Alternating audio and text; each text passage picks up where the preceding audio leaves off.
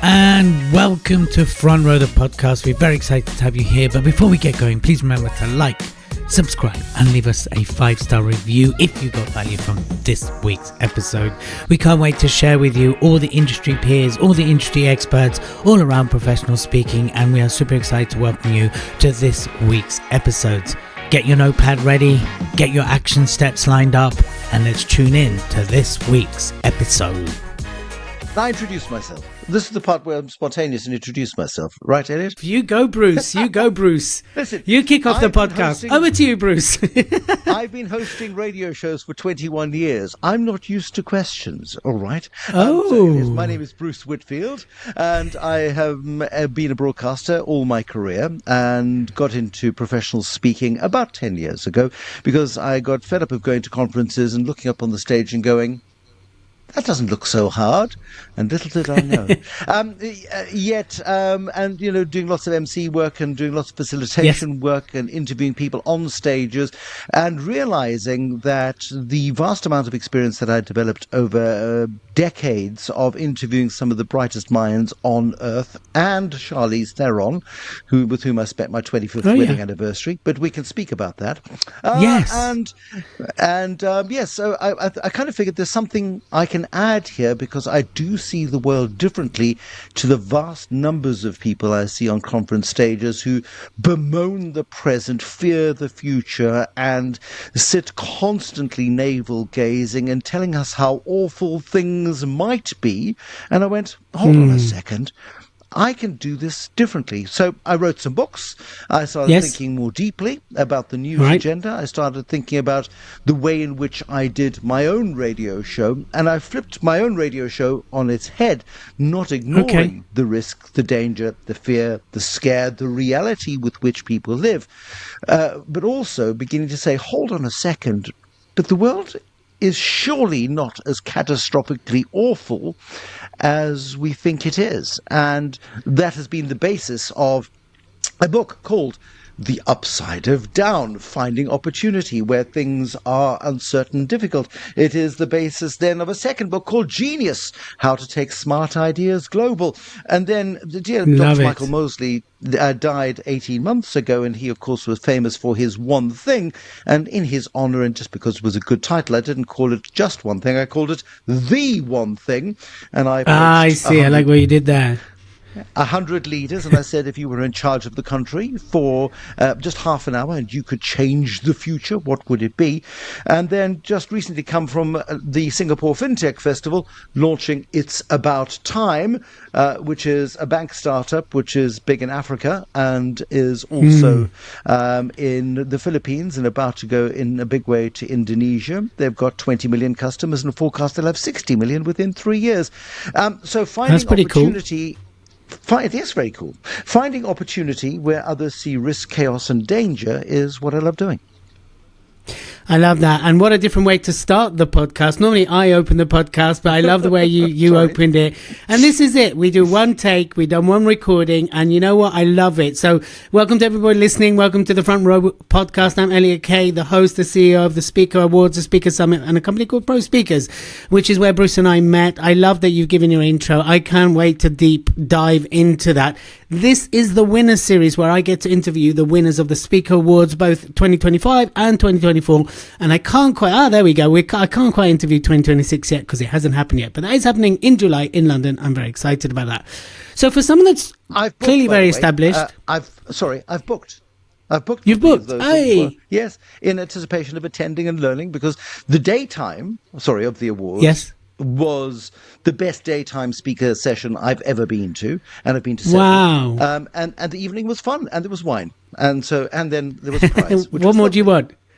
Charlie wasn't there, but we'll work on that, Bruce. We'll work on getting her to the Speaker Awards, one step at a time, baby steps. So tell me a little bit, as you started to talk about there, so you've done the day. We're not going to talk about the day today.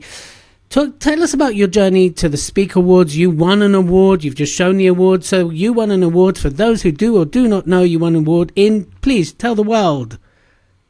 As a thought leader. Apparently I'm a thought leader. And I'm a thought leader because you said I'm a thought leader.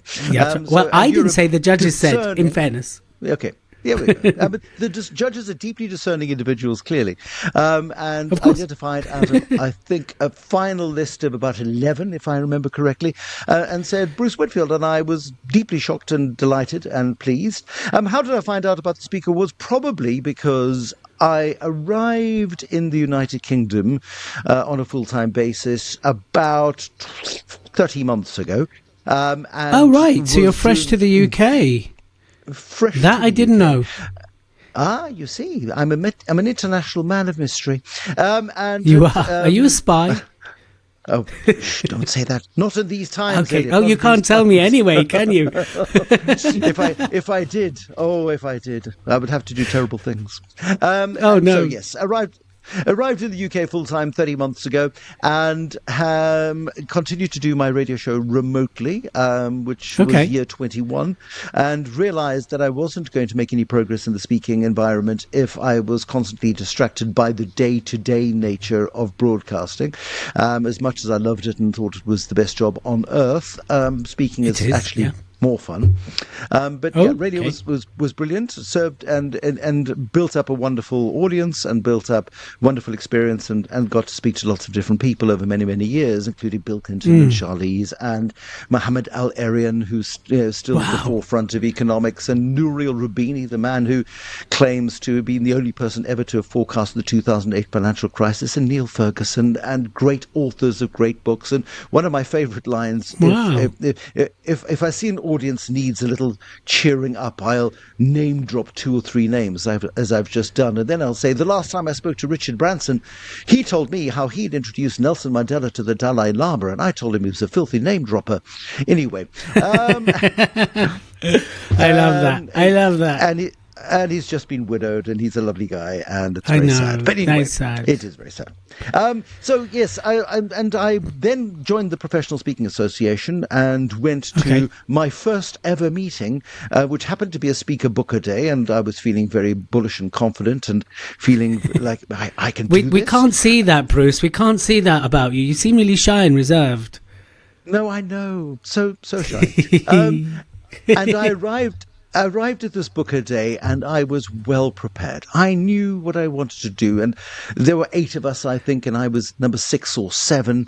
And the tone of the talks before me, and these were 5-minute sessions, were fundamentally different to anything I'd ever seen in any speaker environment. There were stories of deep pain and trauma and very personal stories. And I went, well, yes, I've been, other than losing my mother at the age of 9, deeply traumatic. Oh, no. Lots of people have lost their mother at 9. It's not a unique story. I need something to do. And I reinvented as I stood in front of these speaker bookers, and I could see them going, yep, I know you've got something. What are you doing? What are you doing?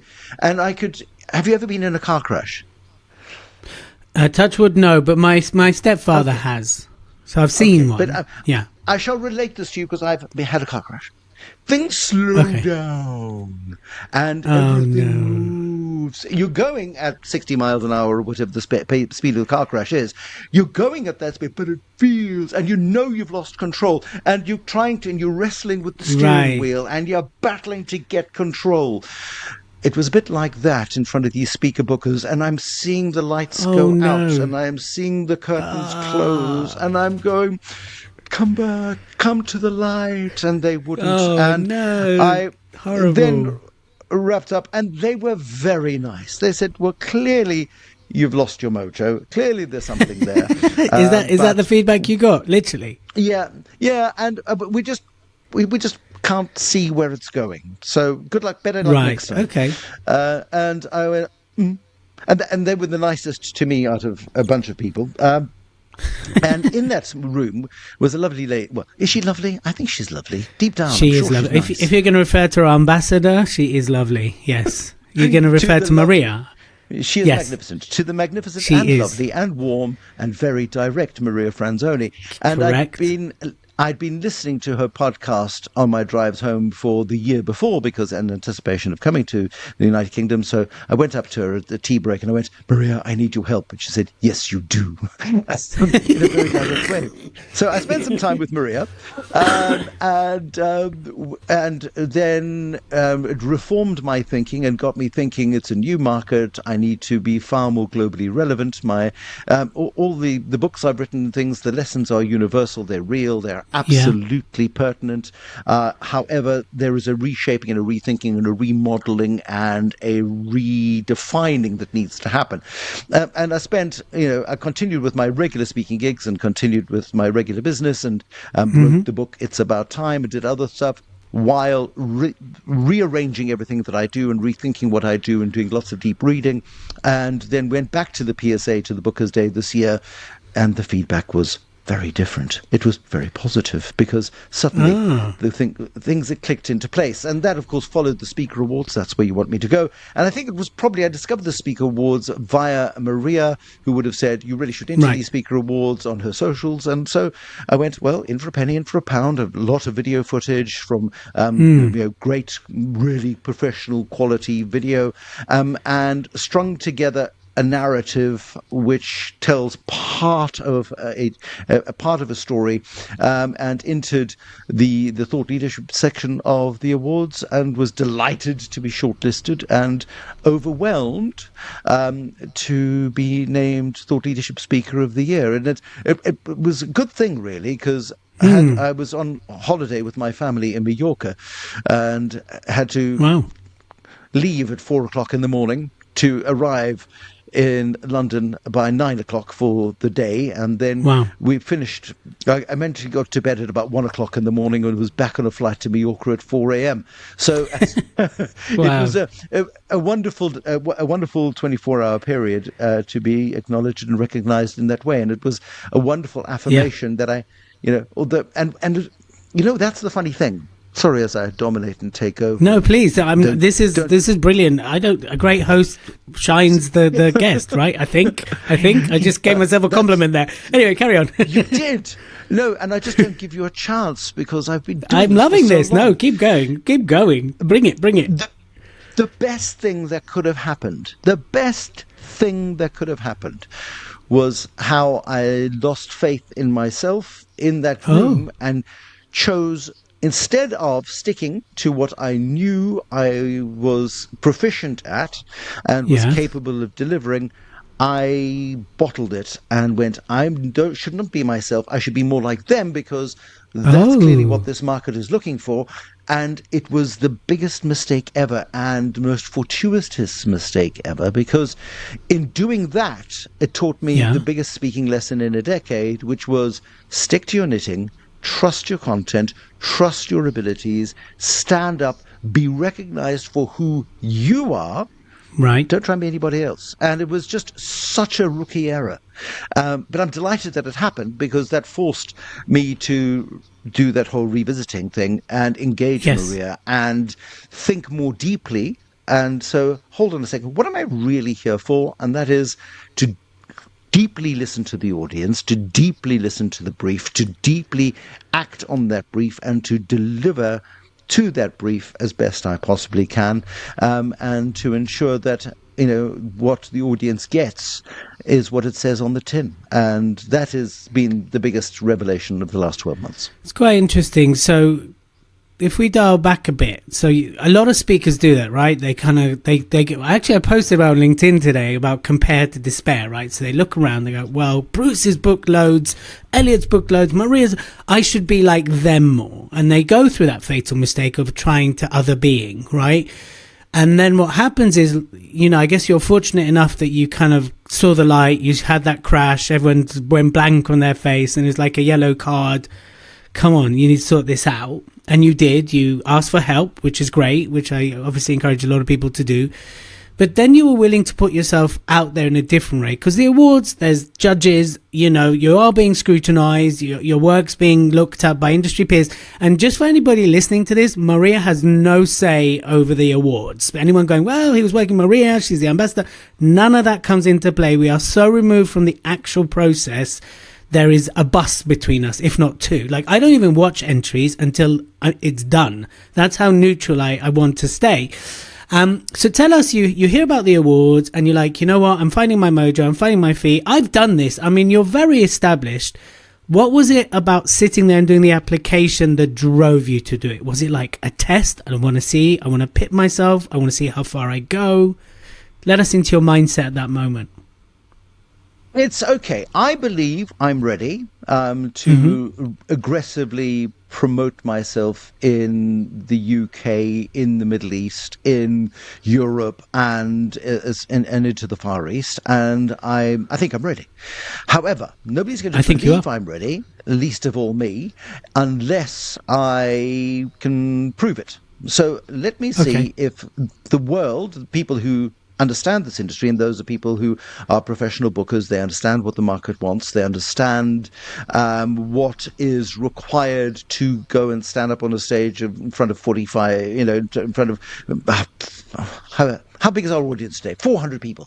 To go stand up in front of an audience of 400 people, what's scarier is an audience of 5, and I've delivered to an audience of 1, a chief executive who booked me for his executive committee and then decided to keep his executive committee out the room and said, present to me and me only. And 45 minutes went to 3 hours of deep interrogation. It's one of the most fun 3 hours I've ever had. It was brilliant because he was using me as a sort of a sounding board for his own fears and concerns, and was testing my thinking at each phase of the presentation. And it was a really fulfilling time. Yet that ability to know that you are market ready is one thing, to believe you're market ready, to know it is another. That's internal. Yeah. The Speaker Awards gave me the external validation that, yep, this is fit for human consumption. You're not going to bake a batch of biscuits and go and, I'm not 100% sure of the ingredients and go and try it on customers. You need to ensure that you will have the biscuits first and then share. And, and if everybody else likes your biscuits, by all means, go out and share them more widely. And the market seems to have related well to my biscuits. Clearly, and they're clearly very tasty biscuits because you then crunchy, and then you show up for the shortlisting, right? So we do a shortlisting party, we make the announcement. Were you in the background or were you ever present? And tell us when you heard your name for the shortlisting moment. So I was speaking at the time, so I wasn't able to be there. Oh, right. You weren't even on the call. How rude. There was an online event, and I have a wonderful woman who's worked with me for a decade, who is based in Portugal. I said, Pippa, just go on the call. Denounce me if you need to. Try not to be embarrassed. And I was on stage. I felt my phone buzz, and she wouldn't have bothered me. So I took an opportunity to take my phone out of my pocket at that point and say, "We need to take a selfie in the audience." And I raised up my phone, read the message saying, "You're shortlisted," and I went, selfie, and we carried on because I couldn't bear not knowing in that moment. And can you send us that selfie, please? Can you send us that? I've cleared up my phone. If you have it, I'd love to see that selfie. Yeah. Anyway, I'll have a look. Okay. But it was a moment, and it was just like, and suddenly I felt lighter in my shoes, and wrapped up the presentation there. And it was a really big moment, and that sense of changing your avatar on your social media to "I've been shortlisted." There was a real moment, and I then posted on my socials, and then, I remember that. Yeah. Public response was huge, and there was just this wonderful, of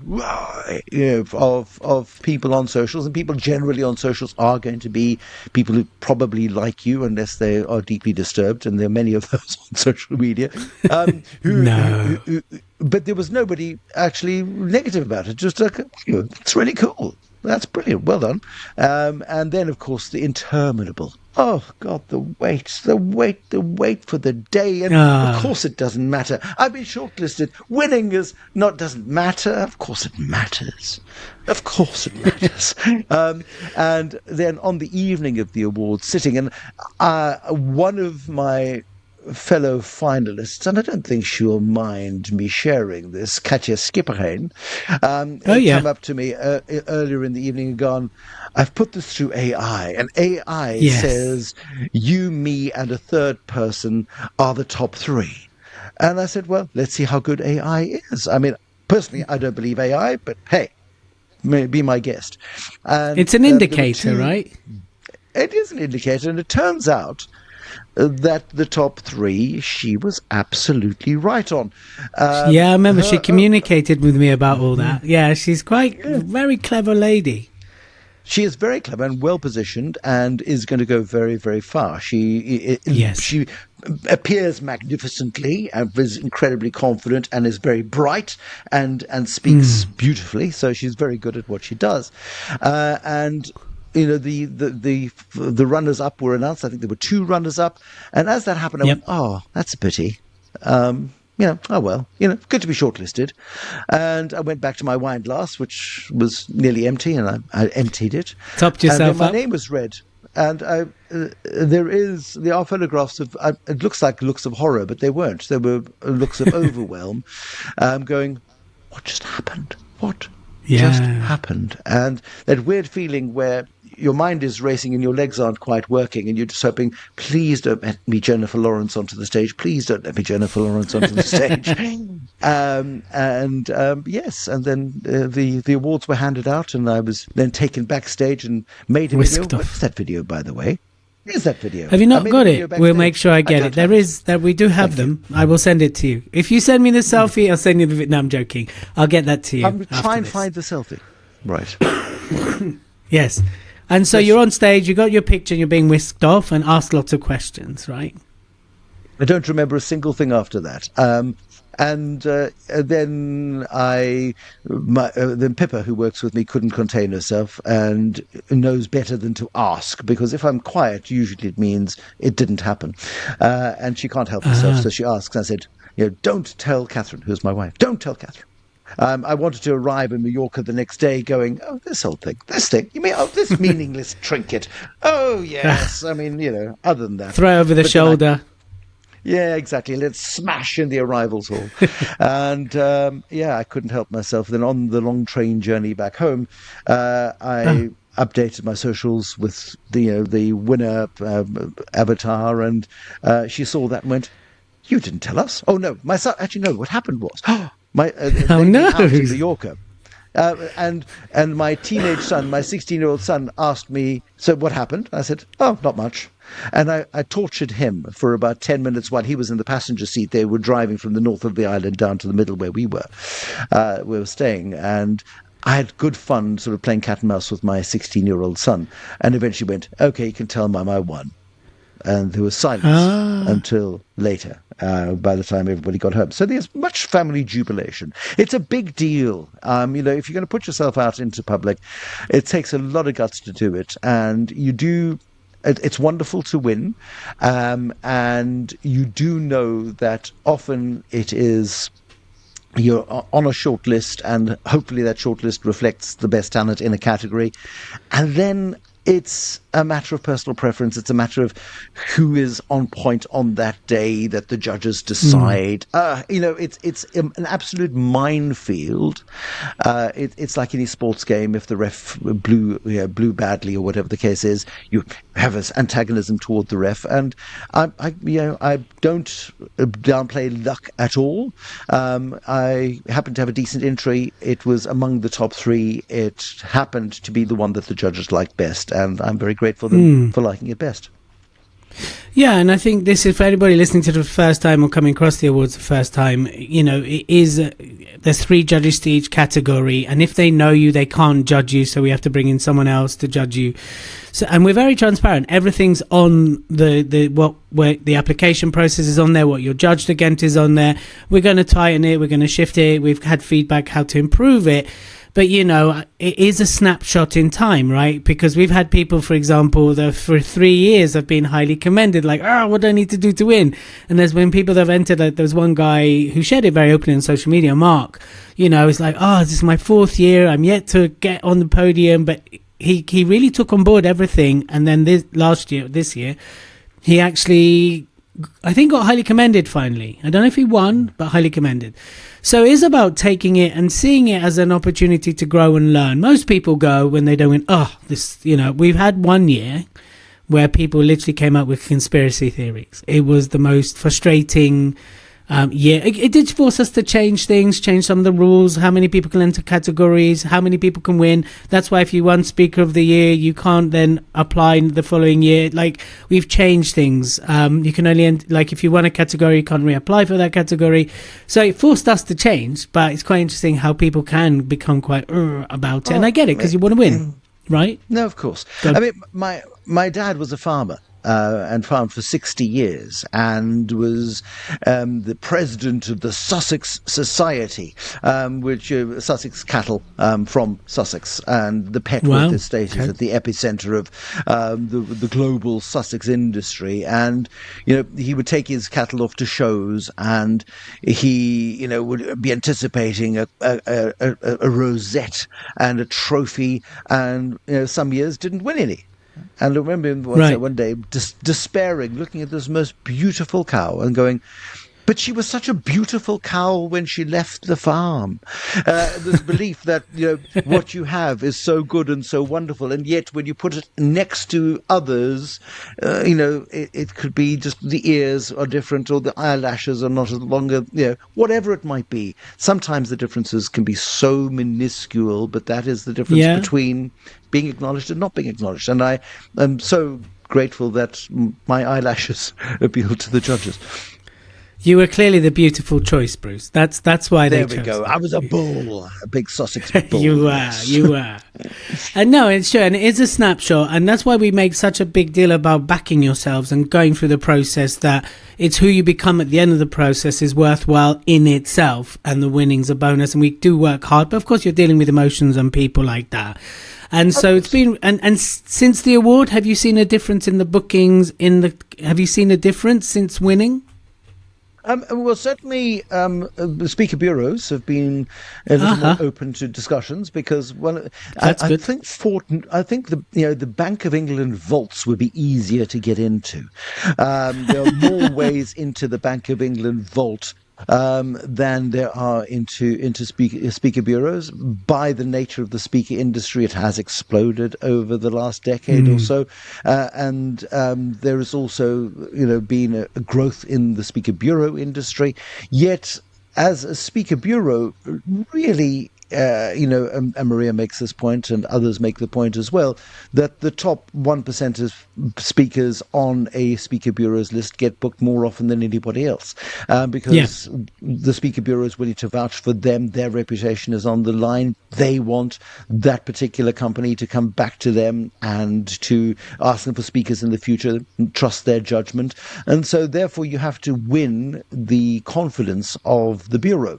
And so it has opened the door at bureaus, which is wonderful. And there have been a number of inquiries. Some I've not been able to do. Some have fallen at the last hurdle. But we wrapped up the year with a wonderful event with HSBC. Which had their national gathering for their professional services customers, and so lawyers and accountants from across the country, and had it in Harry Selfridge's old house, which is Lansdowne House, Lansdowne Club, I beg your pardon. And Selfridge lived there when he opened up Selfridge's in 1909. He lived there for about a decade. I'm not sure he went afterwards, but it was amazing to be in the ballroom at Harry Selfridge's old house, around the corner from his the store, which is still of course there, and being able to speak to this audience, and again taking the reformed knowledge and then getting the fabulous feedback from the general manager of this enormous division within HSBC, saying, "Thank you very much, you made the evening." And you go, "Okay, we're on. We're good to go. 2026 is loading in a very positive way, because November was the Singapore FinTech Festival to launch the It's About Time book. And that was really interesting as well, going into an environment of 70,000 people at this FinTech Festival, where people speak a completely different language to any other language that exists on earth. And FinTech spans everything from making insurance and banking work better to digital code that makes money move a fraction of a second faster and gives you an advantage in the world of banking and makes your customers slightly happier. And it's a fascinating world. And as somebody who's covered traditional banking as a journalist for 20 years, it's a really interesting world to be looking into, because they're all crazy in the best possible way in terms of they're shaping the future, of the way in which money moves, and the way in which money is secured, and in the way in which we interact with our money and behave with our money. It's a fascinating environment. Just before we move on from the awards, if someone's skeptical, and I welcome skepticism, I think it's quite a healthy trait to have. If somebody's skeptical, because we always get, you have to pay an admin fee, and you're not paying to win an award, you're paying for the administration of the award, right? If someone's skeptical, what would you say to them about the process, about going for it? I think you're right to be skeptical, because you are giving a very personal submission to a group of people who have very personal ideas as to what does and does not work. But these are representatives of an industry that is fiercely competitive, and they will have their own biases and beliefs and their own quirks and foibles and things that they really don't like. And if you do something, if you have a particular tick or use language they don't like, or whatever it might be, that may count against you. That is unfortunately the way of the world. Human nature is what we have to contend with each and every single day. So yes, if you're skeptical, by all means, but you can be skeptical, fine, and you can sit on the sidelines and say, well, then I won't enter. I'll show you. I won't do it. Ha! Then you'll see. And then somebody else, possibly not as good as you, somebody else whose entry would not have stood up to yours, may win it. And they will have the doors of the bureaus open to them, and they will be spoken about, and they will be sung and shouted at from rooftops, albeit briefly. And people will go, this person was the best entrant. And you'll go, I know I'm better than them. And then it's petty. And I think, so be skeptical by all means, but don't be cynical. Yeah. Cynicism doesn't help anybody. Give the best entry you possibly can. Do it long before the deadline. Allow it to be scrutinized. Allow it to be, send it to friends, send it to people in the industry you like and trust. Even somebody who doesn't think you're wonderful. Allow them to have a go. And try not to second guess your entry too much. But if there is something that 3 people come back to you on and saying, actually, there's an edit there that doesn't do you any favors, change the blooming edit. But what was the old? I don't know if it's still the lottery line, but you've got to be in it to win it. Was when the lottery was launched here 30 years ago, and I don't know if that's still it. Yes, I remember it. But those old payoff lines that are really good are the ones that stand the test of time. And in the same way with the Speaker Awards, if you're not entered, you have, I don't know if you play golf, but 100% of short putts don't go into the hole. So have a go, putt. Putt with meaning and determination, and go for it. Because if you don't, you're just going to sit bitter and twisted and miserable all your life, and that doesn't serve you or anybody else. Well, hopefully not. I don't think that the whole happiness depends on the awards, but I get the general gist. And look, awards aren't for everyone. I get awards, and awards aren't for everybody, and that's okay. I just want from a skeptic point of view, we welcome it. Do your research. That's why we put everything to the front. You can see what you're marked against. You can see the judges. You can check them out.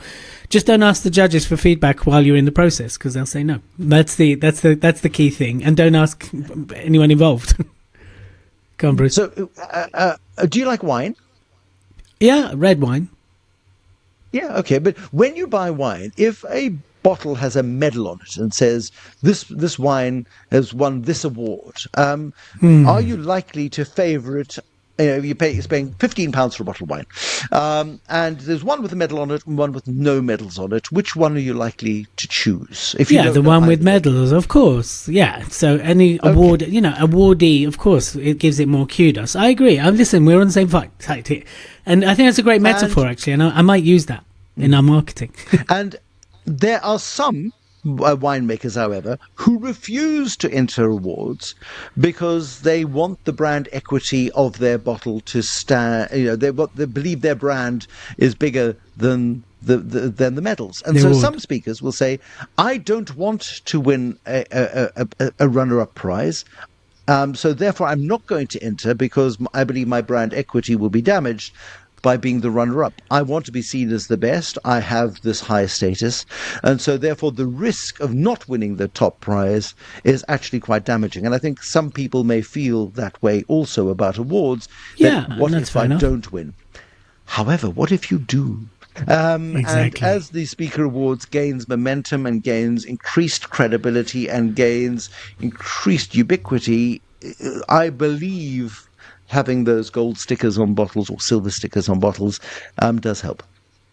Yeah, look, we're hearing so many stories of people that have entered, of people that have runners up or won, and we're now, because we're coming to our 5th year, we're really starting to hear the results. So you telling us that the doors open for bureaus and you're getting bookings. Like we know someone who won last year and the year before. She's doubled her bookings and increased her fee. We know someone else. I'm not going to use names because I'm asked permission to, but we know she's hitting 7 figures and she credits it back to the awards. And I'm like, listen, we're a tiny part of your journey. She's like, no, that's not true. You're a massive part of the journey. Of course, there's people that have done nothing with it, right? I can't pretend that suddenly everything falls into place, but your chances are better if you're in the process. And I think that's really important to say. A big investment house said, we want our people to think more like thought leaders. Can you come and give us a thought leadership? I said, why have you asked me to come and do 3 hours with you on thought leadership? And they went, well, you won the Thought Leadership Award, didn't you? I said, matter of fact, I happen to have done that. And so they said, but you have done training on thought leadership. And I went, yes, of course, I've done training. And yes, you want thought leadership? Of course I could do that. But it was also a really interesting exercise because then you truly interrogate the power of thought leadership, what it really means, and in the preparation of that. So now it enhances your own skills and development in that field as well. So it is about thinking, laterally when you win these awards and how you leverage the awards, and it's no good winning the award and then sitting back and going, okay, where's the business? What do I do with this? Yeah. You do have to work it. It is a wonderful accolade, and people need to know about it. And the best. And some people feel that there's an ick factor associated with blowing your own trumpet. I'm afraid in the speaking industry, nobody's going to blow it unless it's you. Yes. I mean, there's blowing your trumpet and there's being arrogant. And I think people confuse that. You see, I think that's when I work with people myself. I'm like, look, you need to be visible, you need to be credible, you need to be the authority. That doesn't mean you have to be arrogant and boastful. I think there's a difference. So absolutely. So really love that. Now I want to dive into Bruce a bit more. Like we've done the awards. While I have your attention for a bit longer, what is something that you wouldn't normally share that you're happy to share with the people listening right now about you? It doesn't have to be to do with speaking, by the way. It could be anything you're happy to share, of course. I'm an open book. I mean, it's. I don't think there. I don't have any. Do I have any secrets? I don't have any. I don't know. Do you? Well, you can't tell us you're a spy. We know that part. And well, that's obviously that's professional courtesy to my colleagues. But and again, it's. No, I have no secrets. I lived my life as an open book, and I think having been in the public eye for a long time, yes. I don't speak publicly much about my family. It's got nothing to do with anybody else. I use socials purely, Twitter or X or whatever it's been called this week. I use that to be sarcastic and cynical.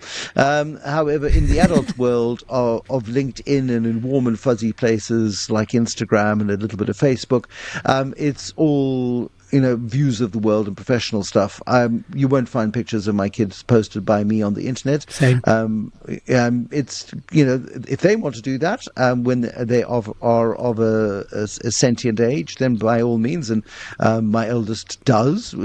He is part of a sporting group that does very well, and so they post lots of pictures of pecs and abs and things, and that's up to them because me too.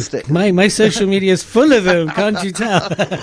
What other people's pecs and abs? Yeah. Yes. If I had some, I would also show them off. I know they're in there somewhere. But it's So the only thing of which I'm very protective is family, and yes. And there is nothing more to be said on that front. Yes. So and I shan't ask. You're welcome to ask. I just won't answer. Ah. There we go. No, I'm not going to. So look, I think this is a perfect moment for us to talk about the kitchen table, right? So I don't know about your house, but my household, I have young kids, mine are 5 and 9.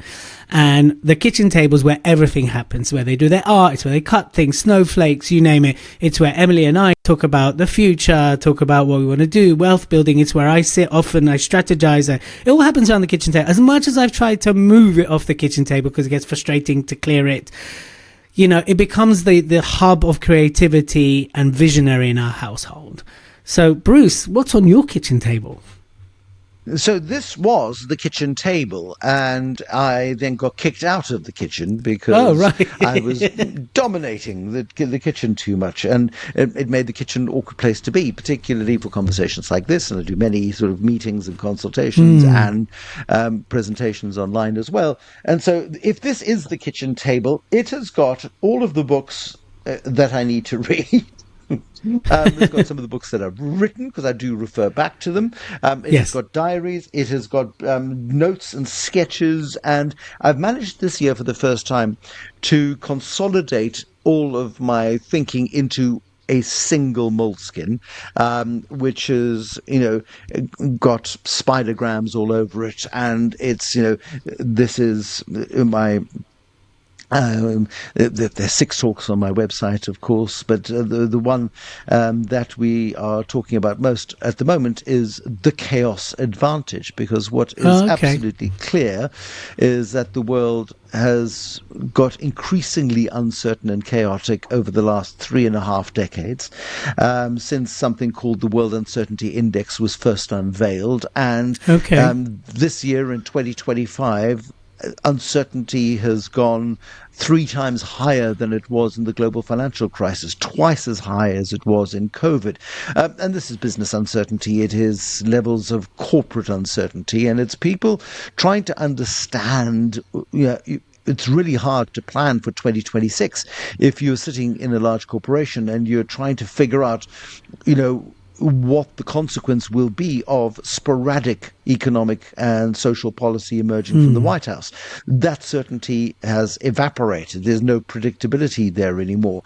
It doesn't help that Vladimir Putin is holding out as Europe scrambles to defend itself with the uncertainty as to whether or not the United States will remain, as it has been for the last 80 years, the last line of defense, if it will have that integrity to maintain that stability. There is a huge amount of uncertainty in the world, and the rash unpredictability of what is happening in the Western Hemisphere and parts of the Eastern Hemisphere mean that leaders are sitting, and many are quite stuck. And so the chaos advantage is that opportunity to go into companies and say, right, what are you really good at?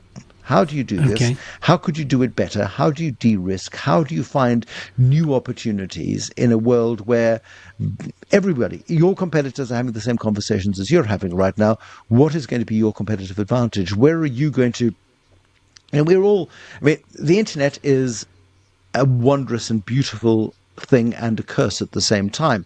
What it has done has ensured that we all have access to roughly the same information at roughly the same time in any part of the world. And how we choose to respond to that information is the thing that defines us, and is the thing that will set us apart from our rivals. Yes, we all have, we know the risks for 2026. You pick up the last edition of The Economist and it says the world in 2026. And it will say, this is what our experts think of the world in 2026. And you'll go through it and you go, yeah. Okay, they haven't thought about X or Y or Z. I remember Nouriel Roubini wrote a book in 2021 called Mega Threats. What's the one mega threat he missed? Vladimir Putin going into Ukraine. It upended everything. Food prices went up, energy prices went up, cost of living crisis spiked after COVID. We had enough problems with which to deal. So nobody can foretell the future. Nobody can forecast the future. But what you can do is say, this is what we know. how do we choose to respond to it? And that is at the core of what I do, at the heart of what I do. Okay. In fact, at the heart. Right. So the chaos advantage. And of course, we're going to put links and stuff once we actually publish this so people can find out more. So do check it out. I recently interviewed Kate Akentil, and she very much talked about her biggest thing that we should be talking about, that we're not talking about, is how quickly we're going to reach AGI, which is basically when AI becomes fully able to sustain. The question will be, can we unplug it? You know, that typical Terminator kind of vibe. And she's like, some saying it's 5-10 years, some people are saying we're as close as a year, but no more than 30. And we need to be talking about that because it's increasing our extinction rates by 25%, right? So I was like, oh my gosh, that's rather alarming, right? Yes, of course, it's all up in the air, like you say.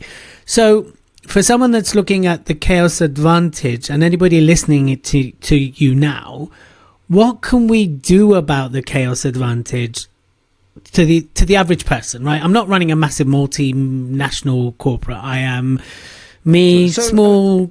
Go on. I apply humanity to technology, and I go, right, technology has served humanity absolutely brilliantly for millennia. I don't know what the name was of the first person who rolled something on a log and then decided not to really heavy. Let's call him slices. Bob.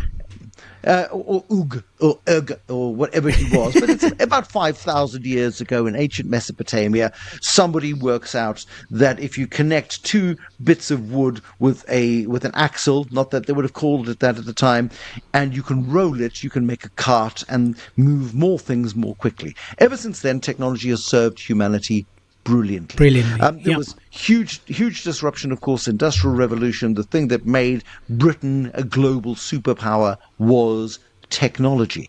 Whether it was Stephenson and the rocket, whether it was the original pumps that pumped water out of the coal mines to make them slightly less unpleasant and a little bit safer, which led to the emergence of steam technologies and ultimately electrical technologies and computational technologies. And now we're in the era of intelligence and AI. I look at the doomsayers, and I know as much about this future as they do, except they use a language that makes them sound like their knowledge is superior. If I take it down to a pure baseline human level, I look at, for example, China and China's approach to how it deals with people who get a little bit ahead of themselves. China has been quite tough on business leaders. If you remember Jack Ma, who was at the forefront and became quite outspoken about the Chinese government and its approach to Hong Kong and others, he suddenly disappeared from public view for 18 months and emerged much quieter and calmer than he had been going into it. The founder of Alibaba, of course, one of the world's biggest platforms. And Alibaba remains one of the world's biggest trading platforms, yet it is now a far more muted version of what it was 5 years ago when Jack Ma was feeling very powerful and influential. The Chinese in particular feel very little about ensuring that people don't run away, get ahead of themselves, and also that technologies don't get ahead of themselves. I think probably Xi Jinping's biggest fear right now when it comes to AI is what happens when 1 billion Chinese go home because the machines have taken over. And I don't believe that that is a scenario that he or anybody within his Politburo is willing to countenance. And so therefore I see an element of control and an element of regulation coming into AI, which keeps it as a useful tool for the future.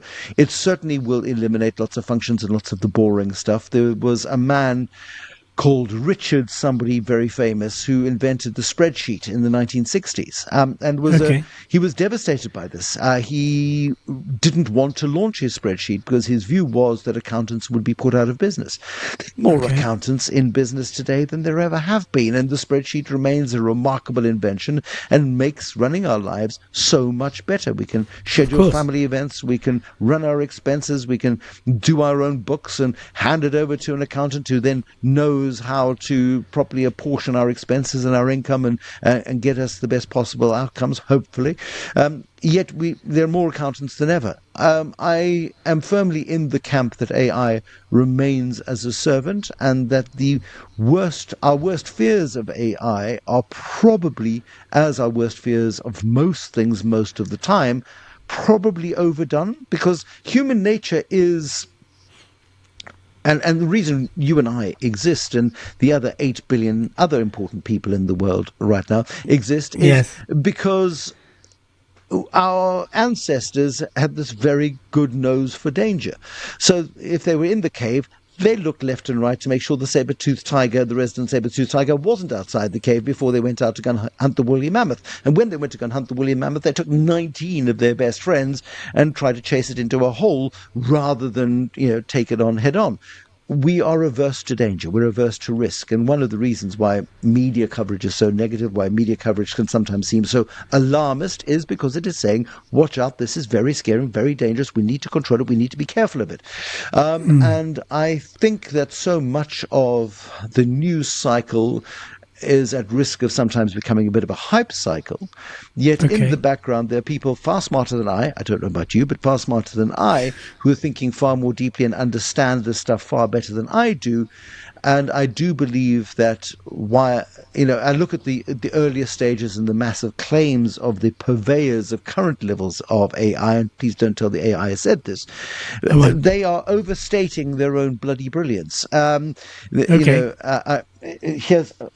Sorry, let me just... I told you earlier I was a shameless name dropper. This is Lee Child's first book, which is lovely, by the way. It's the Lee Child, the creator of the Jack Reacher series. And I said to him, so how concerned are you about AI? And he said, well, I suppose if AI could get past the firewalls and read all of the Jack Reacher books so far, it could present a perfectly plausible amalgamation of all of the Jack Reacher books. But what AI can't do is create a new plot for Jack Reacher. And that's we're talking about agentic AI here, and AI thinking for itself. Yeah, good luck with that. I'm not particularly religious, but whatever makes us human and makes us original, and what makes us thinkers and what makes us who we are in the world is not something that can be replicated, I don't believe. I believe that. If I'm wrong, the machines will come and get me and have me for breakfast, and I won't know anything about it. You'll be the first on that list. No, of course not. So on that token, I refuse to be held back by a fear of the future. I said, what do we know? What does it do right now? What are its likely capabilities 5 years from now? Because really, you can't plan it's really hard to plan a year ahead, never mind 5 years ahead. And, does it help you lower your costs? Yes, it does. Embrace it. Does it help you become more efficient, more effective, better at what you do? Absolutely. Embrace it. Use it. It is a tool. And I trust people better than myself to keep it contained. Okay, brilliant. So, by the way, Kate wasn't doomy, but because I'm going to ask you the same question. I asked, what should we talk about when we're not talking about, so she flagged that. I'm going to ask you the same question. Bruce, what should we be talking about that we're not talking about from your world? I'm doing a lot of work on trust at the moment, and why trust is broken down, and why it is that, and the data is best out of the United States because they're very good at collecting data, and they've got great academic institutions that think very deeply about this, and they've had the funding that UK universities haven't had. I look around the world and I see the breakdown of trust, and it's understandable as to why that trust has broken down, and social media has exacerbated it.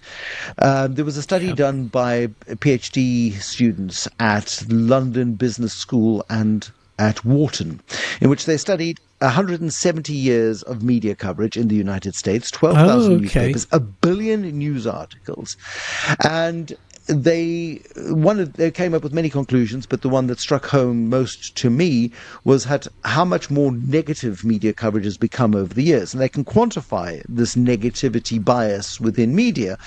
This be careful, be careful, be careful, danger, danger, danger, all of the time. If it bleeds, it leads. That can't be completely. And I read a wonderful book called Factfulness in 2016, Hans Rosling, a little orange book, and Hans Rosling had basically started presenting facts to the world and saying to people, is this true? Is this true? Is this true? And most of the time, most of us get most very simple answers wrong. For example, let me ask you this question, Elliot. Go on. And I don't mean to put you on the spot, but hey, that's you're okay. Here, and there's Let's a spot, and you're on it. How many people in the world live in abject poverty? And as I ask you this question, I want you to think of some of the worst scenes of poverty you've ever seen in your life. I want you to think of slums in. Well, I've been to places. Rwanda, and I've seen that poverty, right? Like huts, and no windows. Huh? Yeah. And right. Rwanda's growing at 6 and 7% a year. All right. Okay. Yes. So I mean, I know they're not economy, there. Yeah. Yeah. And so you're going to ask me how many Sorry. Yeah, how many people live in abject poverty as defined by the World Bank? Abject poverty being less than $2.15 a day. And I'll give you 4 numbers. Okay. Yes. I'll give you 400,000, 600,000, a billion, and 1.2 billion people live in abject poverty a day. 400. What was the second one? Billion. 400. Yeah, 600. A billion and 1.2 billion. How many people live in abject poverty based on what you've seen on National Geographic and the news and everywhere else? The skeptic in me would go with 600,000. The second number. 600 million. Oh, 600 million. Sorry, 600 million. Yeah. I'll go with that number. Why? Because when we're talking about media, right? I'm from the school that so you've thought about it. You're responding and you've thought about it and you've gone, it's obviously a trick. I'm not going to go for the lowest number. I'm going to go like I do on a wine list in an expensive restaurant. I'm going to go for the second cheapest wine because it's less likely to be awful and it's not too expensive. So you've gone for that option. You happen to be right, and you're one of the very few people out of hundreds of times that I've used this example. There was one example. It was a charity gig, and it was charity workers, the loveliest, warmest people in the world. And as I shared this slide and shared the answer, most people, by the way, had voted for $1 billion. They didn't want to go to the high point, so they went to the second highest point, and they voted $1 billion. And they would have been right in 2010, because then there were about 1 billion people living under $2.15 a day. The world has moved on. China has uplifted many hundreds of millions out of poverty. India, in particular, has lifted many hundreds of millions out of poverty. Some African countries have also done a good job of lifting those people out of abject poverty. I mean, it's half a cup of coffee, for goodness sake, in central London. It's so scary to think that, isn't it? It's terrifying. Yeah. Yeah. And so it's not much money, but again, people hear what they want to hear. Not you applied your mind to it, and this man turned puce. He turned the deepest shade of red I've ever seen a human being going at the back of the room. And at the end of the session, I said, "Any questions?" And he immediately put his hand up. Yes. And I said, "Yes, sir." And he went, "You're wrong." Well, yes, probably. But can you define it slightly more than that? I've been married for 30 years. I know I'm wrong. Can you just please be more specific? Anyway, you're wrong. That number is wrong. And I said, okay. Why is it wrong? I feel it is wrong.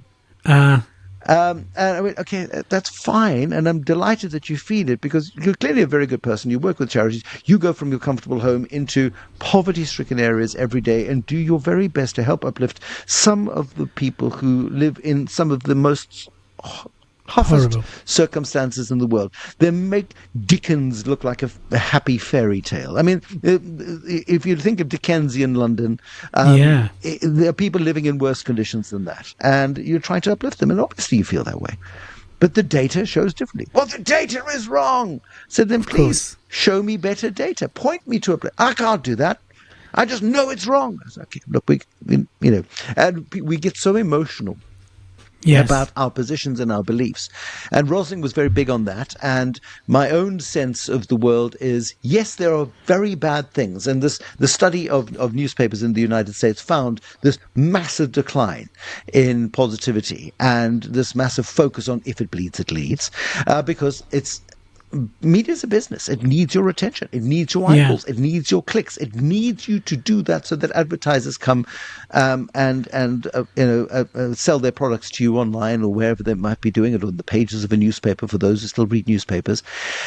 Yet, over the last 170 years, other things have gone on. Other things have happened. Humanity, our lifespans, our quality of life, health, medicine, science has all improved to a point where humanity, most people in most parts of the world for most of the time over the last 170 years, with some abominable breakouts of terrible events over the last 170 years, but the vast majority of people have had a much better life than their forefathers have had. Do I believe that our children will have a better life than ours? I think they will have a better life than we have had. Why? Because that's the nature of humanity.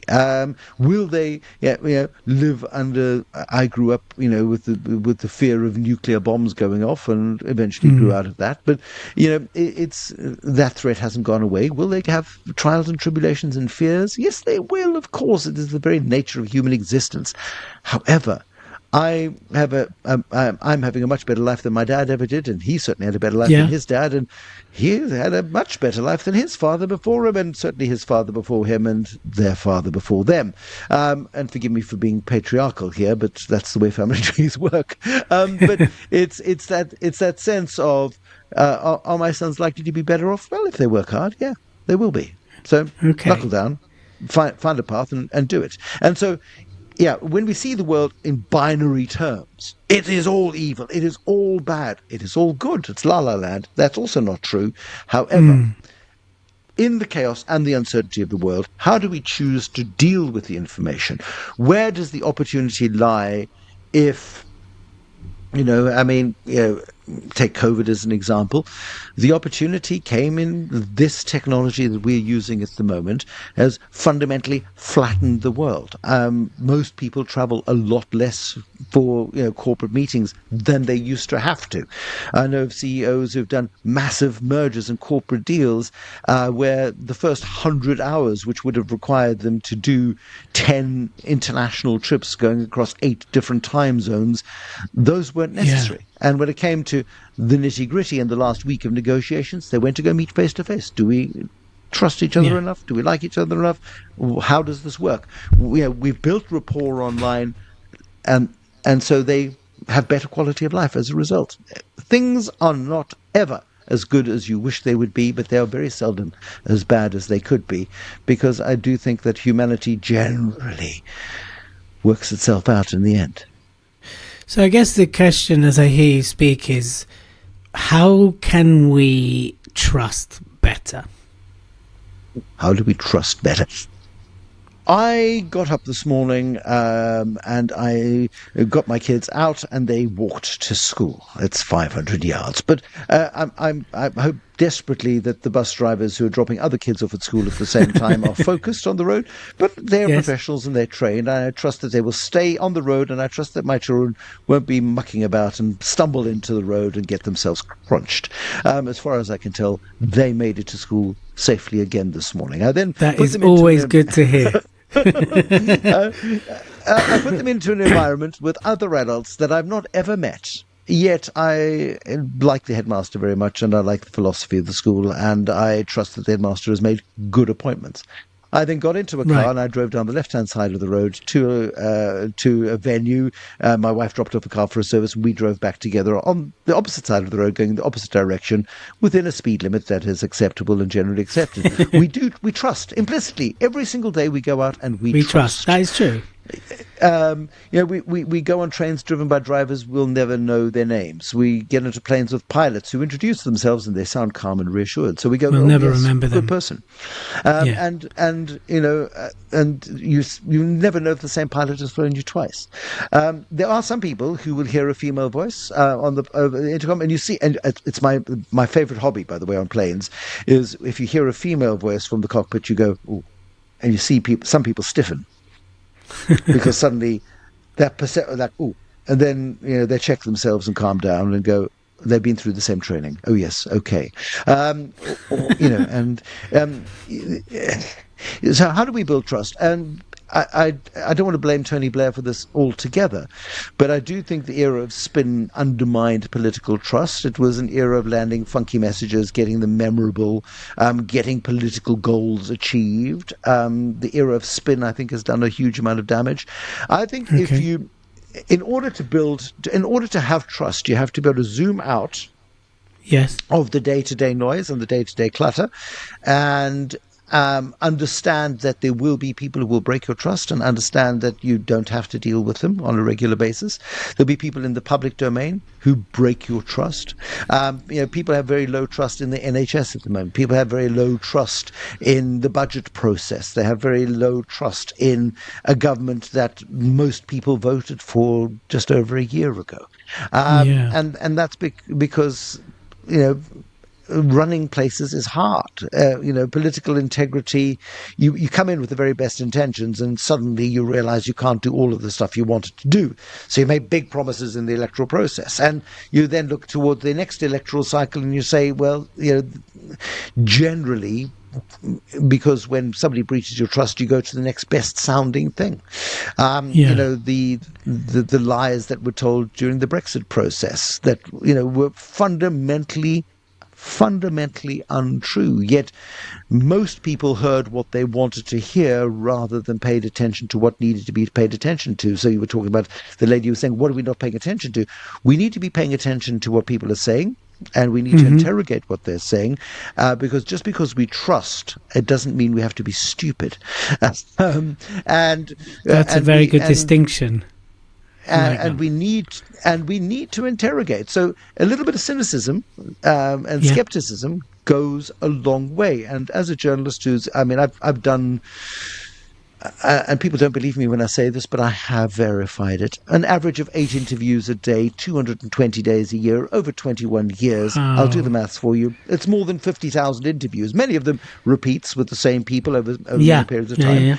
And I have developed a very clear sense over that time of people who I trust. Now, what is trust? Trust means you're not lying. Trust means that you are going to do your very best to put your best face forward. However, when I challenge you on a point of fact, you don't try and lie about it. You may acknowledge the fact that, yes, you omitted to tell me that you have liabilities of Y when I'm looking at a growth rate of X. So having information, challenging people in authority based on that information, and working out who is your best interests at heart. One of the questions I ask audiences, who do you trust implicitly? Who do you trust? And I will throw out names. Do you trust your parents? And most people, trust my parents. Of course they let you down from time to time. Of course they've fibbed to you from time to time. Of course they've told you little white lies. They'd lied to you about the Tooth Fairy and Father Christmas. I'm sorry, children. It's true. There is no Father Christmas. Don't let my kids hear that. They're still in the believe phase. But they won't be listening to this podcast. I don't think they will anyway. Not yet. One day, though. One day they know that you're part of the conspiracy. But you lie to your children all the time. But you lie to them to create a warm and fuzzy and fanciful world. It is not a malicious lie. So people generally will trust their parents unless they've had, and many people have had horrific upbringings and parents that not deserve their trust whatsoever. And you watch people whose parents have developed addictions or have got sad and depressed, again, you trust them, but you've got to manage that addiction they have, or that you've got to understand that their behavior is not out of malice. So I said, okay, now keep your hands up. Who trusts their spouse implicitly? And a couple of hands will go down. And then you'll say, have you ever been tempted to look at your spouse's WhatsApps or their texts? A couple of hands will go down. Do you trust your children? And, you want to trust your children's intentions, but you keep a blooming tight rein on them as they get bigger because you want to protect them. So it's not that you don't trust them, but you might not trust their behaviors, perhaps. Doesn't mean you don't trust them. But they're experimenting. They're trying different things. They're learning things. And so, what is trust? Trust is you want to believe in the best of human nature. At the same time, maintain I was speaking to auditors the other day, saying your professional skepticism is the best tool that you have as a weapon against those who will seek to deceive. Because the way incentives are structured in the 21st century is that you want to put the rosiest picture forward, and your job as that auditor is the ultimate interrogator of fact. And so there are publications I trust, and I'm yet to be let down by them. Do journalists make mistakes? Of course they make mistakes. They're human. Are surely they manipulated not. from time to time? Yeah, believe it or not. Yet there are some publications I would not trust in a million years because their intentions are not honourable. They're driving a particular agenda. There are, and when I write books, do I act with the highest? I nearly said something I despise, which is, do I act with the highest levels of integrity? No, I don't. I act with integrity because there's only one kind of integrity, and that is. That should be the highest, right? Yeah. There may be 50 shades of grey, but there are no 50 shades of integrity. You can't be partly integral. Yeah. No, absolutely. You can't be half pregnant. You can't be half honest. And when you listen to people, and I've built a bullshit detector over the years where, to be completely honest with you. Oh, so when were you not honest? Can you, I'm more interested in that now, actually. So when did you stretch the truth previously? Okay, and why did you do that? So yes, trust is earned. Yes, of course. There is nothing more devastating than when you lose trust in somebody, because you will never trust them again. You can forgive them, you can embrace them, you can still be friends. Yes, it's in the public domain. So I'm trying to think of the simplest way of describing this. A massive, Europe's second biggest furniture retailer, at one time was a company called Steinhoff. It was smaller than IKEA, and it had gone on a massive acquisition trail. And it was buying up bed businesses and furniture businesses, and it was magnificent. Half the market trusted this particular retailer, and half the market did not. This particular chief executive, the founder of this, he was the chief executive who had expanded the business and globalized it, went to the CEO of Africa's biggest food retailer and clothing retailer and said, we need to merge our businesses and create this African powerhouse. And this man, in his 80s at the time, agreed and said, this is a terribly good idea, and we should list it on the Frankfurt Stock Exchange. Absolutely, we should do that, and was completely compelled. Now, the CEO of this very smart African retailer's food retail business said, there's no way that you are going to merge my business, the business I run, with that man's business. Why not? Because I don't trust him. Why? Because of X, Y, and Z, and gave lots of good reasons as to why not to trust him. And the deal was pushed and pushed and pushed, and these two people who had been best of friends since university days and were well into their 60s, 70s, and 80s fell out over this. And a book was written about the retail CEO, and there's a massive literary festival, and I was interviewing the CEO in front of an audience of 400, and I'd read the book, and I knew his story, and I knew his friend's story, and I knew the story of the man who by then had been discredited, and was recently took his own life as a result of the net closing in on him. He was as crooked as the day is long. And Whitey, the CEO, said to him, so you realized that this guy was a crook? And he said, yes, because I would go into his stores and I would see the layout of the stores. I would see I could see how wrong this business was, and what was being reflected in the numbers was not what I saw reflected in the stores. And so I tried to advise my good friend, and so I said, well, are you still friends? He said, yeah, we're still friends. So I said, but do you trust him? And he said, yeah. So that was a bit of a pause. I said, no, I do still trust him. I just, double check him more now than I used to. And there was, beforehand, there was an implicit trust. They could act on each other's behalf with absolute clear sense that the values that they held dear were common, that they had common goals, that yes, they would make mistakes. Yes, they would make mistakes. Yet, as he said, I just watch him more closely than ever. I said, that's not trust, is it? He goes, yeah, but maybe I was too trusting. The story, It's About Time, is about a bank which is founded by a lawyer who wants to serve the base of the pyramid around the world. 24% of people around the world can't get access to a bank account because banks can't find a way of banking them because it costs most banks about $75 a year just to maintain a bank account. Whereas these guys have got it down to less than $5 based on new technologies, based on the platforms they use, based on the fact that they host their banks within the cloud and Amazon Web Services and other cloud services. So they've got a much lower cost of operation. And so that makes it possible for them to bank people at the base of the pyramid and make a profit and be sustainable. Of course. And these two guys have known each other since university days and trust each other implicitly. They are two sides of the same coin. And I found a clip while we were writing the book, and I'd gone in and just looking for anything I could use against them in the book. And I found this clip of them standing, and Kun, who is the CEO, is very charismatic and very much he gets teams to do things that they would ordinarily not do, and he pushes people to the very extremes of their capabilities. He sees their talents before they do, and he trusts them to go out and grow the business.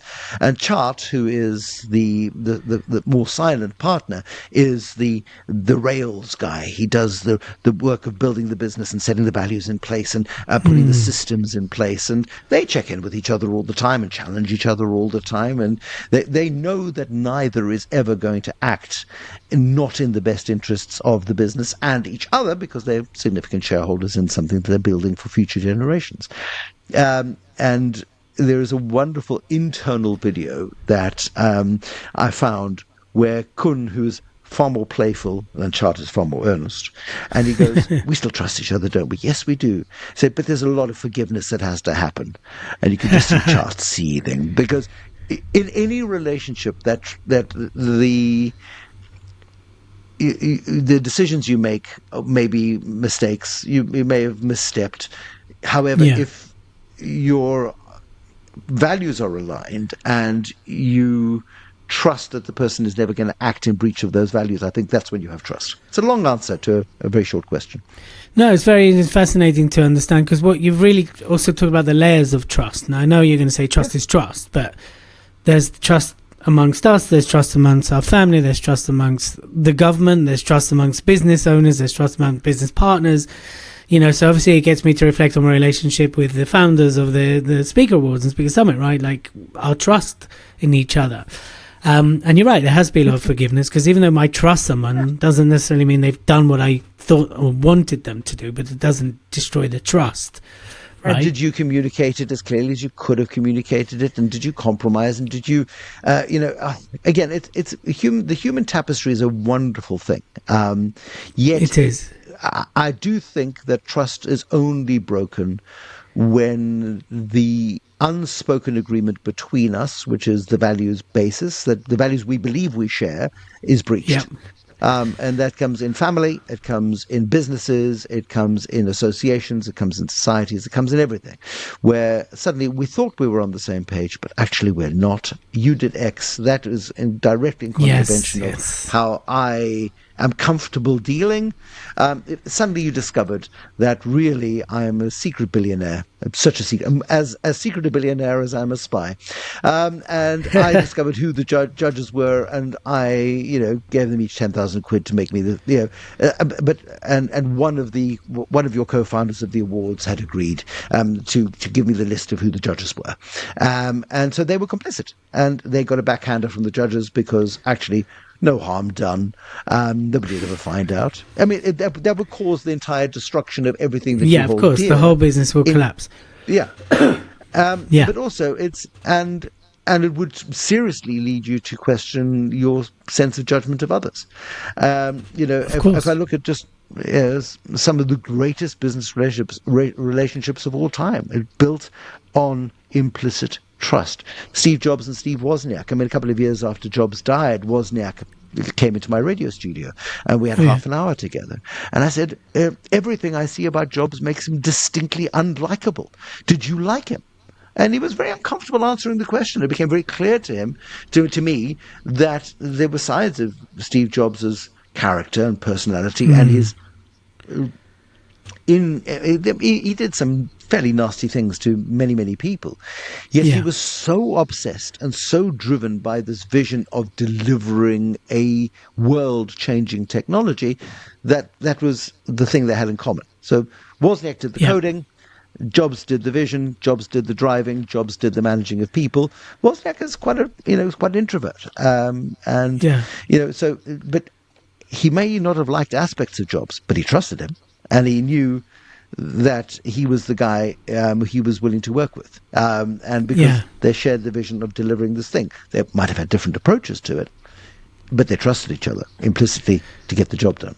And so sometimes you don't even have to like the people you trust. You just have to bloody know that they're on side. They'll get it done. Yeah, and that's what you're saying in the sense of when we get on a plane, we implicitly trust the pilot not to crash it. We don't know them. We don't like them. We have no emotional attachment besides the fact that the plane takes off and it lands. And yes, thank God I'm alive. So I think in those scenarios... Occasionally... I mean, there was that dreadful crash in India recently, and it appears that one of the pilots was, decided to nosedive, to ensure that the plane didn't take off, and one person survived. There was a case of a German pilot. One went to the loo, the other pilot locked the door behind him, and deliberately pointed the plane toward the ground. He wanted to kill himself, so he decided to take 200 people with him. Occasionally, every now and then, is that enough? You can't live your life, however, considering that there are millions of flights every year and billion, I forget the details, the numbers of it, but many people fly every single day. Flying remains the safest form of travel. Why? Because the industry has policed itself and regulators have ensured that there are very, very high standards and barriers to entry for the global airline industry, and for the training of people and ensuring that the mental health of people is good. Occasionally, people will slip the net, and but that goes everywhere, right? That's not a reason to not trust. Absolutely. Before we wrap up, I'm intrigued to hear your favourite story that you like to wrap. One of your talks. Choose one of them. I think you have lots of interesting stories. I just want to quickly tap into, the rise of the super influencer. I don't want to give them name. I'm not going to name them. But aren't we running the risk that people's view of the world is now based on opinion and not enough fact? One of my favorite things. Thank you. Well done. Thank you. Your EQ is on fire. It is. If there was a Geiger counter, it would be going into the red. Yes. Absolutely. And that is why research and integrity matter. It is why you need to be very careful. James Clear, the Atomic Habits man, says, the information you consume is the soil from which your future thoughts grow. In the same way as if you eat a bacon sandwich for breakfast, lunch, and dinner, and you have it with lashings of mayonnaise on white bread and don't have fruit or veg, chances are you'll become obese, become diabetic, and something will kill you sooner than had you had a more balanced diet. In that same way, if you're consistently consuming the dirge of information that comes at you each and every single day, because the internet has made it possible for anybody to have an opinion and to share that opinion. I was reading a piece from the executive editor of the New York Times the other day, who was asked, how do we as journalists stay objective? And it says, well, the job of the journalist of journalists is to tell the truth and to convey the truth, and people who choose not to believe you have got the entire internet of conspiracy theories upon which they can rest. Our job is not to affirm their belief of the world. Our job is to deliver an explanation of the world as we see it. And most of the time, the likes of the New York Times and the FT and the Guardian and others, they may not share your worldview. They may take a slant on a story that is true, but it doesn't sit comfortably with you because you hate migrants, you hate politicians, you hate Labour, you hate the Conservatives, you hate the Lib Dems, you hate reform, you hate whatever, but you have deeply passionate feelings about things. It doesn't make your feelings accurate. And unfortunately, information has become very polarized and polarizing. Yes. And so you will never find a Guardian reader listening to GB News or watching GB News, as you will never find somebody who is a consumer of GB News reading the Guardian. Somewhere in between, there is a balance, and your own peace of mind rests, and my own peace of mind rests on a single fundamental belief that the world is made up of a delicious tapestry of mad people, of colourful people, of glorious people, of honest people and dishonest people. The vast majority of people in the world, I believe, and this is not, I don't know this because I haven't spoken to everyone, simply want a better future for their kids than they had for themselves. They want to get on, and they'll have different ways of approaching that. But ultimately, the vast majority of people don't want to go to war. The vast majority of people don't want to send their sons into the trenches. They don't want a mushroom cloud to appear on the horizon, and therefore, with these short anomalies that we have, invariably sanity kicks in, somebody's assassinated, somebody dies, and a new era is born. In the depths of the Cold War, and I think you're old enough to have been told stories about the Cold War, Elliot, but it's what you saying? What are you saying? but in the depths of the Cold War, in 1985, glasnost was impossible. The fact that the Berlin Wall would disappear within 5 years, the fact that East and West Germany would be united with all of the complexity that has brought, was impossible. And again, the right people in the right places at the right times, doing the right things, acting in the interests of the family, the business, the society, the country, ultimately people nut this stuff out. We agree, we've got different cultures, we've got different values. What do we want? Do we want a prosperous shared future? Yes, we do. Okay, let's make it happen. My dad farmed for 60 years. My favorite last story, and then I will let you go. No, that's okay. No, I love talking to you. I literally can sit with you for hours. Keep going. No, go on. Hit me. Other than I spent my 25th wedding anniversary with Charlize Theron. You haven't gone back there, so I'm going. No, we haven't. But feel free to tell us about that. Charlize Theron, Oscar winner, one of the most beautiful stars very of our charismatic. generation. Yep. Very charismatic, and she is done so well in Hollywood, and I was asked during COVID to do an interview with her. So yes, it was my 25th wedding anniversary. I was at home and she was at home, different homes. But the way I like to tell the story is I spent my 25th wedding anniversary with Charlize Theron. My wife was in the room next door and she had a better time than I did. I just got the image from Friends when Ross is sitting there with a candle, carry on. Oh, Friends. Again, seminal and multi-generationally interesting. It is still finding an audience today, which a bit like ABBA and a bit like less so the Beatles. But, the stuff that stands the test of time is the stuff that makes us feel good. Yes. It's amazing. And so yes, Charlize was very earnest, and I wanted to ask her, like acting questions, and she wanted to talk about producing and directing and be more earnest. And it just didn't gel. But anyway, she was lovely. No. She was very polite. And when I told her at the end that it was my 25th wedding anniversary, she then melted and was lovely. But she was trying to be very earnest. Anyway, she's not going to see this, and I wish her well. She might. Who knows? Oh, no, she's very busy at the moment, apparently. That's what she says. My favourite story is about how cycles returned to a norm.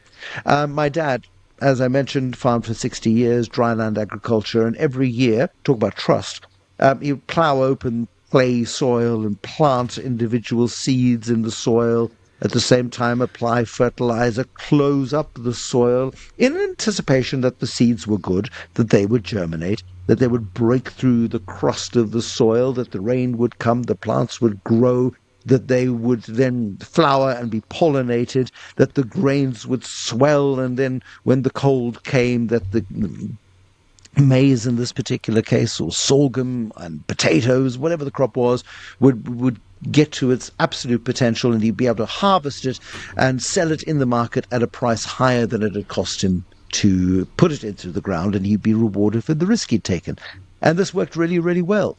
He was a kid who was born in 1928, so his earliest memories were of the Great Depression, also of the most devastating drought in living memory in 1932 and 33, at the same time as John Steinbeck was, reflects in The Grapes of Wrath and other books that he did, the Great Dust Bowl of America. That's an important part of the story. And my dad was farming in 1981, went through this process of planting, and the rain didn't come. The crops barely got out the ground. There was a disastrous crop. 1982, he went through the same process again. By 1983, he had to go and borrow some money, and he went through the same process again. 3 years in a row of drought was crippling him and his neighbors, and my father was sitting under huge duress and huge stress. I remember it very, very well. And he got to year 4, which was then 1984, and he went to the local bank manager and said, I need more money to plant. And the bank manager said, thank goodness. And he said, what do you mean? He said, nobody else is borrowing money. They're waiting for the cycle to return. And so my dad said, well, I believe the cycle's about to return. He said, why? He said, well, I've been reading Grapes of Wrath, and so that's triggered something in my mind. And I've discovered that weather patterns in the Mississippi River Basin are universal. And if the Mississippi River Basin gets good rains the season before, history shows that we get good rain. It trickles down. Excuse the pun. Exactly. And my dad's neighbors thought he was mad. I mean, he was like Noah building the ark. People are pointing and going, you insane? If we don't plant this year, yes, we go deeper into the hole, but at least we'll hold on to our land until it has rained, and then we can act. And my father said, no, well, I'm relying on data, and I'm going to trust that the rain this year will come. On what basis? On that. That's mad. But in those days, nobody was talking about two weather phenomena. One is El Nino and one is La Nina. We understand these better now, and that makes weather patterns less unpredictable. But nobody was talking about that then. And my dad had spotted something that scientists were working on in the background and had a theory on. And by pure practical application, borrowed the money, put the seed in the ground. The crops came through, they germinated, they pollinated, they grew, and he began the process of building back his farm. His neighbors, who had not planted, looked on with envy. Of course. They were like the speakers who didn't enter the speaker awards. They were like the... I like that. How did you know? And he just said, I trust cycles. I trust nature. I trust things to return. And so at the moment we're going, if you think of just in... And I'm going to use American politics because everybody will relate to it because it's far bigger and more public than any other. But if you think of how America went from Bill Clinton to George W. Bush, and from 2 terms of George W. Bush, remember the Daily Mirror headline, how could Americans be this stupid, when he was re-elected. It went from George W. Bush to Obama. To Barack Obama, and then the extreme from 2 terms of Barack Obama to Donald Trump, and then the extreme of going to Joe Biden, and the extreme of going back to Donald Trump. What is the next extreme? Well, we're seeing it happen in New York with the election of the New York mayor, Mondani, where he has come through, and it's the absolute opposite. Absolute opposite of Trump. So we're seeing these radical shifts left and right, and there's very little move back to the center. And I think the center is out of fashion. however, the center, whenever the center returns, is one that is that calibration that comes eventually. It's deeply disruptive. It's deeply uncomfortable in the moment in which we live. But I think cycles do return. And my father certainly bet the future on it, and I'm willing to bet the future on it too. Okay, so last question and we'll wrap up. I think what you're saying is it's time for new thinking. It's absolutely time for new thinking. And it's time for, I call it, the upside of down methodology. Yes, everything is bad. Yes, everything is scary. Yes, everything is frightening. However, not everything all the time is bad and debilitating. If I showed you a graph of the S&P 500 index, which is the graph of the 500 biggest companies in the United States, most of which are invested in different parts of the world, and right now they're dominated by the Magnificent Seven, they call them, with NVIDIA, the microchip maker, which is valued at $5 trillion. It's insane. Wow. That's got to recalibrate. That's got to calm down. Calm down. At the same time, these are fabulous. The S&P 500 is a very good barometer of human progress. So in the last 35 years, with wars in the Middle East, with the huge destabilization following the removal of Saddam Hussein, with the emergence of political leaders with whom we may or may not agree, this huge dislocation of trade, the trade wars, the rhetoric, collapse, which is so negative and devastating, and the sorts of narratives that people are accepting as true, it is just draining to the core of your being. However, if you think of, in the last 35 years, what businesses have emerged? So what problem? Most businesses exist to solve a particular problem. The sort of businesses that have emerged in the last 35 years that have made the world move better, move faster, more efficiently, more effectively, have been microchip businesses. The average family car now has 1,000 microchips in it, making it run better and more efficiently than any other car that's ever been built in the past. That makes life better. Battery-operated cars. It's a response to our growing aversion to consumption and fossil fuels. We've got to do the maths on the extraction of the minerals required to make the batteries, and we're going to make the batteries more efficient and better into the future, and we will. At the same time as all of the noise and the clutter of the news cycle is dominating our everyday, if you're living in the daily news cycle, you're never going to lift your head and just go, what else is happening in the world? Yeah, it's too overwhelming and scary, right? Yeah. However, you have to look at the medium-term trends. You have to look at the things that are shaping the future. 20 years ago, Jeff Bezos is building a little business called Amazon. Terrible for the high street. All of us love it because it makes life so much easier. Elon Musk, you don't have to like him. You don't have to like his politics. You don't like his intervention. He's got no business talking about Europe. The fact that we give him attention is our fault, not his. He's looking for attention, and we're giving it to him. The fact that he runs a powerful social media network. The fact that he is putting a mesh of satellites around the world to create the most wonderful, accessible, affordable, easy access internet that you can achieve anywhere on the oceans or in the remotest jungles of the world, provided you've got a clearing, is wonderful. But what's his goal? I question why he wants to control. He wants to be the biggest purveyor of internet. So, because once you control the rails, you control what goes on those rails. So I think that's his long-term game. But at the same time,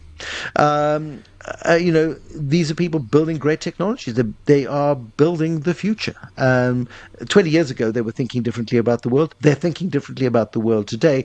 Our job today is to look at the world as it is, to imagine how it can be, and try to move towards that sort of world, a more centrist, collaborative, trusting, mutually beneficial environment. Brilliant. I think that's a perfect note to kind of wrap this up on. I agree with you wholeheartedly.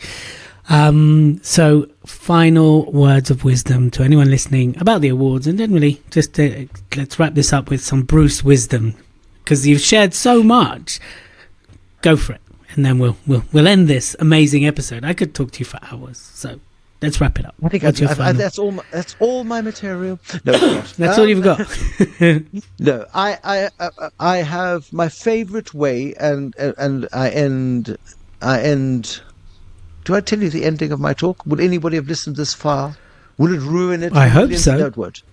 I don't think it'll ruin it. I don't think it'll do any harm.